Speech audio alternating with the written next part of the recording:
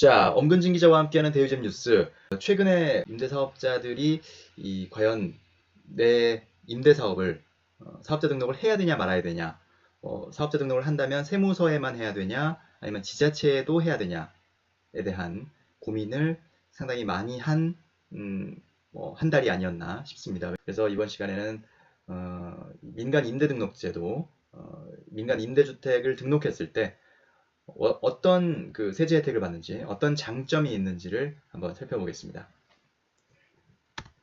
먼저 취득세의 감면 혜택이 있는데요. 일단 조건이 있습니다. 공동주택 신축, 그다음에 공동주택 오피스텔 최초 분양한 경우에 임대 등록을 하게 되면 취득세 감면을 받을 수가 있습니다. 그리고 임대용 부동산 취득일로부터 60일 이내에 등록을 해야 한다는 그런 조건을 갖고 있어서 이 조건에 충족할 경우에는 지자체에 등록할 경우 이제 취득세 혜택을 받게 되는데요.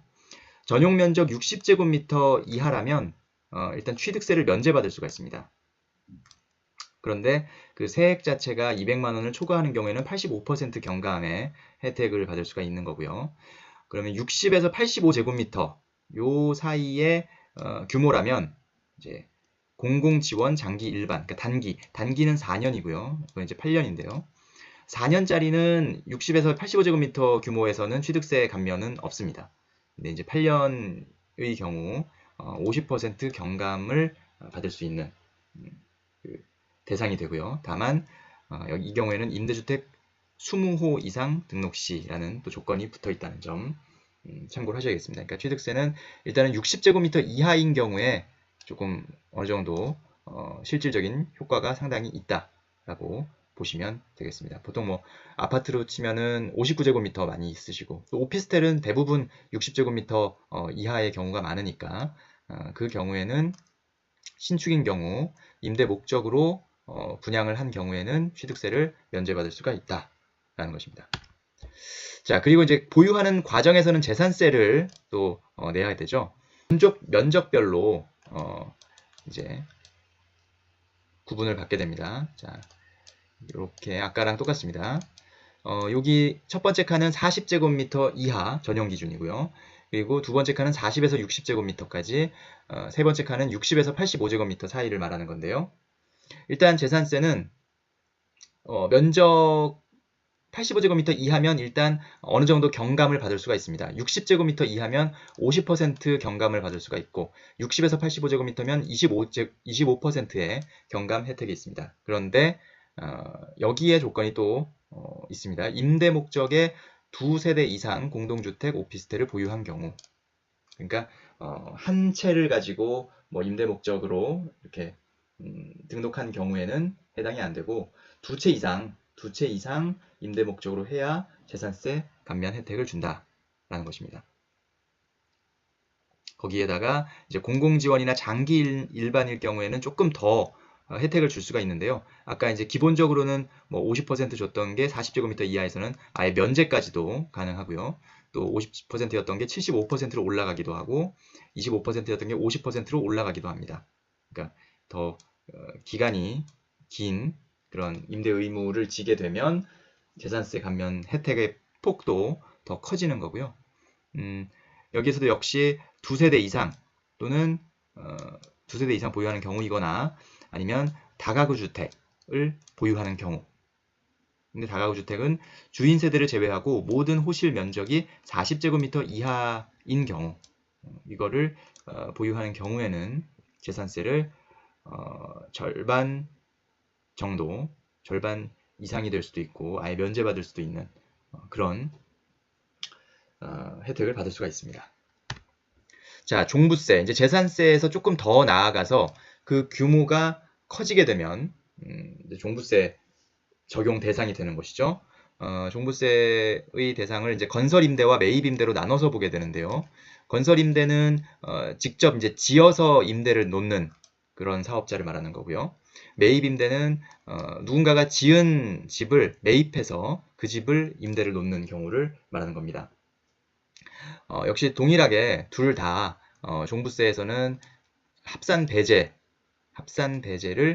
받을 수가 있습니다. 종부세라는 게 한 개인이 가지고 있는 부동산 그 재산들을 합쳤을 때 어느 기준선을 넘어가게 되면 종부세를 매기는데 이렇게 이제 민간 임대주택으로 등록한 경우에는 그 합산을 안 한다는 거죠. 합산 대상이 아니라는 거죠. 그 개인이 가지고 있지만 그것은 건설임대나 매입임대나 마찬가지다 라는 것이고요. 다만 조건이 있습니다. 건설임대 같은 경우는 임대주택 2호 이상이어야 되고요. 그리고 공공지원, 장기 일반인 경우 그러니까 좀 장기로 이제 해야 된다는 거죠. 그리고 전용 면적은 149제곱미터 이하. 면적은 이 부분은 상당히 이제 그 앞에서는 85제곱미터 이하여야만 주로 가능했었는데 여기에서는 149제곱미터까지도 가능하다고 나와 있고요. 기준 시가가 6억 원 이하인 경우여야 한다라고 되어 있습니다. 매입 임대 같은 경우는 한 채라도 가능합니다. 1호 이상이면 가능하고 공공지원 장기 일반 유형이어야 되고 기준 시가는 수도권은 6억 원 이하, 비수도권은 3억 원 이하인 경우에 종부세 합산 배제를 받게 됩니다. 면적에 대해서는 제한이 없다는 거 참고하셔야 되겠고요. 다만 그 9.13 대책에서 조금 이제 그 강화가 됐는데요. 9.13 대책 발표 이후에 조정 대상 지역에서 신규 취득한 장기 일반 민간 임대주택의 경우에는 합산 과세가 된다라고 되어 있습니다. 그래서 9.13 이전에 구입한 주택인지 9.13 이후에 조정 대상 내에서 신규 취득한 주택인지 이 부분을 잘 구분해서 이 주택은 종부세 합산 배제를 받을 수가 있는 대상이구나. 혹은 여기 얘는 내가 갖고 있는 이 A 주택은 지자체도 사업자 등록을 민간 임대주택을 등록을 하더라도 종부세 합산 배제는 못 받는구나. 이거를 이제 구분하실 수 있어야 됩니다. 자, 그리고 임대 과정에서 이제 지금 최근에 조금 이슈가 됐던 임대소득세, 이 부분을 또 좀 경감해주는 부분이 있는데요. 지자체와 세무서에 모두 등록한 경우, 민간 임대주택으로 등록한 경우에는 4년짜리인 경우에는 임대소득세를 30% 깎아주고요. 8년짜리 장기 일반 공공지원일 경우에는 75%를 깎아줍니다. 상당히 많이 깎아주죠. 그렇지만 이것도 조건이 있는데 일단 1호 이상이어야 되고 국민주택 규모 이하여야 됩니다. 전용면적 85제곱미터를 넘으면 안 되고요. 기준 시가가 6억 원 이하인 경우여야 합니다. 자, 그리고 2천만 원 이하 임대소득 분리과세 될 때, 그러니까 임대소득이 2천만 원을 넘지 않아서 분리과세를 할 수 있는 그런 경우에는 필요경비율과 기본공제를 차등 혜택을 받을 수가 있다는 겁니다. 등록한 경우에는 필요경비율을 60%로 적용을 받을 수 있고요. 미등록 시에는 50%가 적용됩니다. 기본공제도 등록한 사람은 400만 원까지 받을 수가 있는데 미등록인 경우에는 200만 원까지만 받을 수 있습니다. 이 기본공제는 임대소득 외에 다른 종합소득, 다른 나머지 소득이 연 2천만 원을 넘지 않는 경우에만 기본공제를 받을 수 있다는 점도 역시 참고를 하셔야 되겠습니다. 그래서 만약에 임대소득 외에 다른 소득이 연 2천만 원을 넘지 않는 분은 등록 시에 뭐 필요경비율뿐만 아니라 이 기본공제에서도 혜택이 있기 때문에 어쨌든 나는 혜택을 최대한 받을 수 있구나 라는 것을 생각해 보실 수가 있고 임대소득 외의 소득이 2천만 원을 넘으시는 분은 나는 이 부분에서는 기본공제는 받을 수가 없구나 이렇게 생각을 하셔야 되겠습니다. 자, 그리고 이제 역시 많은 분들이 관심을 가지고 또 세금 중에서 부동산 세금 중에서 가장 큰 규모로 이제 나타날 수 있는 부분이 양도소득세 부분인데요. 여기서 이제 뭐 유형별로 좀 나눠볼 수가 있겠습니다. 공공지원 장기 일반의 경우에는 민간 임대주택 등록한 경우에는 장기보유 특별공제율 특례를 적용받게 됩니다. 그래서 임대기간이 8년 이상이면 50%, 임대기간이 10년 이상이면 70%까지 장기보유 특별공제 특례 적용을 받을 수가 있습니다.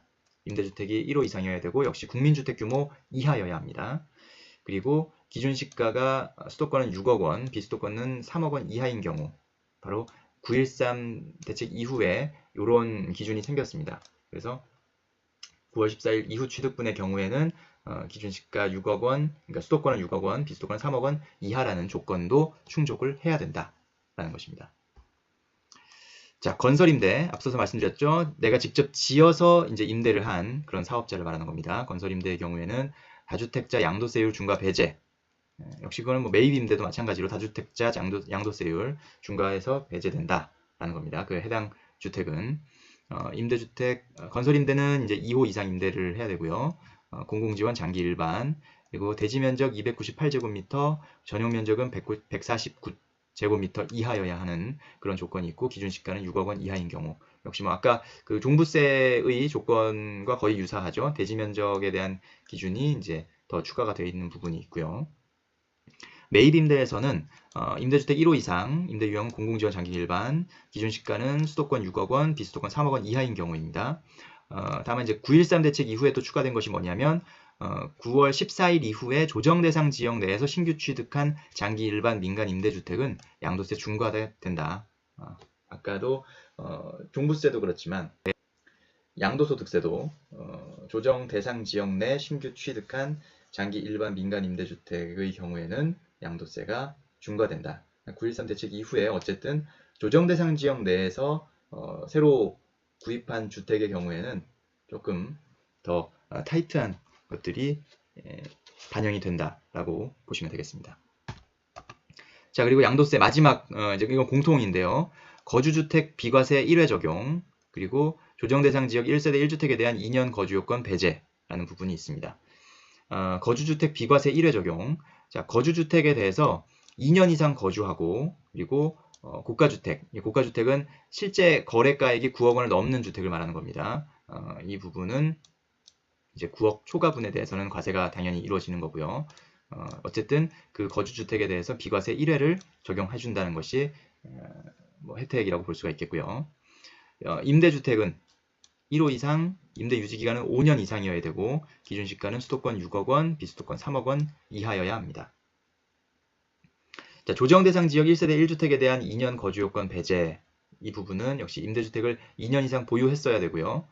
고가주택 9억 원 넘는 고가주택은 9억 초과분에 대해서는 역시 과세가 이루어진다는 것입니다.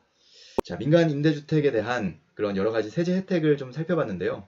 역시 공통적으로 봤을 때 일단 국민주택 규모 전용 85제곱미터를 넘느냐 안 넘느냐에 따라서 내가 얼마나 많은 혜택을 받을 수 있냐 없냐가 좀 좌우되는 것 같고요.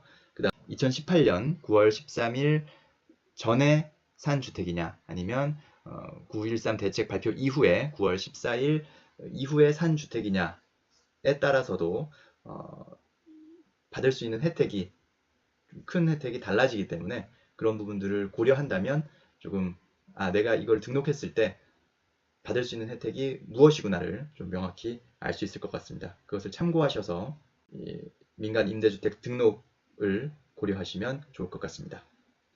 자, 엄근진 기자와 함께하는 대우점 뉴스, 임대주택 등록과 관련해서 세제 혜택들 가장 최근 버전으로 한번 정리를 해봤습니다. 감사합니다.